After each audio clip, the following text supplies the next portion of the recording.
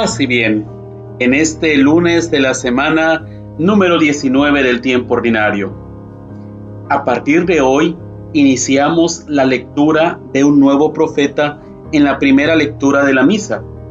Y se trata del profeta Ezequiel, que vamos a estar escuchando durante 2 semanas. Y Ezequiel es un profeta muy singular, lleno de fantasía, imaginativo, con un lenguaje cargado de simbolismos. Ezequiel era sacerdote en Jerusalén cuando, junto con otros muchos israelitas, fue deportado al destierro de Babilonia. Es un profeta, por lo tanto, que comparte con el pueblo la experiencia del mayor desastre nacional y religioso. Estamos por ahí de los años 597 al 570 a.C. Y allí, junto al río Quebar, tiene las primeras visiones con las que Dios quiere dar a entender a los que están en el destierro, pero también a los que se han quedado en Jerusalén por poco tiempo, porque la primera deportación va a seguir pronto con la segunda. Les quiere dar a entender cuáles son sus planes de salvación. El pueblo está en el destierro, y el profeta Ezequiel también. Y a orillas del río, el profeta tiene la primera visión misteriosa. Una visión mezcla de elementos cósmicos, por ejemplo, el viento, la nube, relámpagos, y elementos misteriosos. 4 seres vivientes con alas y sobre todo uno en forma humana, rodeado de luz y de fuego. Y el profeta nos explica esta figura. Era la apariencia visible de la gloria del Señor. Esto es lo principal. También allí, en tierra extranjera, los alcanza la mano bondadosa de Dios. Dios ha bajado con su pueblo al destierro. Se abre la puerta de la esperanza.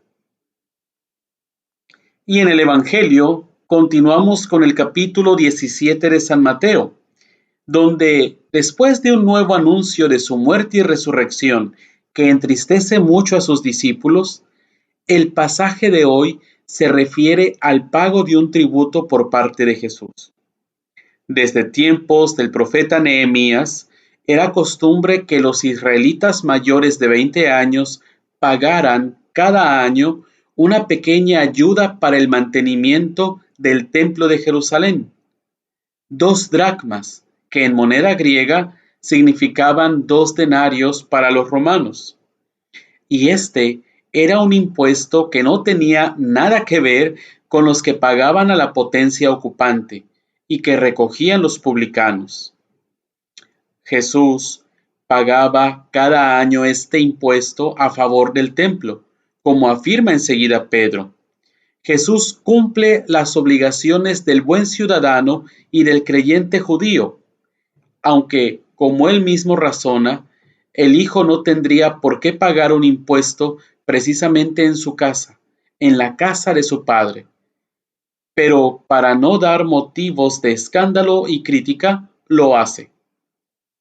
En otras cosas no tiene tanto interés en no escandalizar. Por ejemplo, cuando nos encontramos con el motivo del sábado o del ayuno. Pero no se podrá decir que apareciera interesado Jesús en cuestión de dinero. Lo del pez resulta difícil de explicar.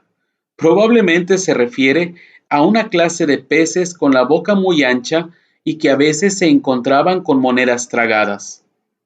En esta ocasión encuentran una moneda que se llama estáter, que valía 4 dracmas y que es, curiosamente, lo suficiente para pagar por Jesús y por Pedro, con quien se ve que tiene una relación muy especial. Es humano entristecerse por un sufrimiento que se ve venir, aunque al final ese sufrimiento vaya a ser superado. Se piensa a veces que Cristo nos pide insensibilidad frente al dolor, o que nos pide amar el sufrimiento por el sufrimiento, pero no es así.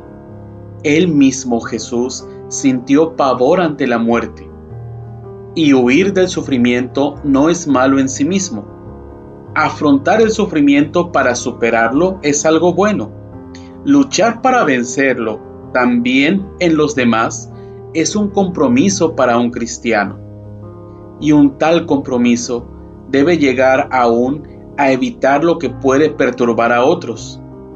Jesús está exento del tributo debido al templo porque es el Hijo de Dios, pero para que esa libertad suya no ofenda los sentimientos de la gente común, ya que aquel impuesto tenía un significado religioso, paga por él mismo y por Pedro, que se presentan frecuentemente.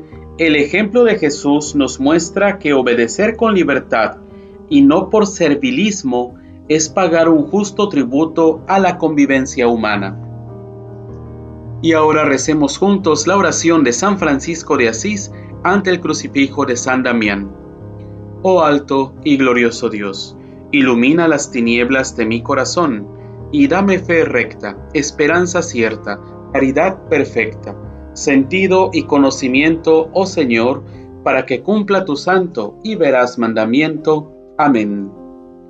Yo soy Fray José Leiva, y que la bendición de Dios Todopoderoso, Padre, Hijo y Espíritu Santo, descienda sobre ti y te acompañe siempre. Amén.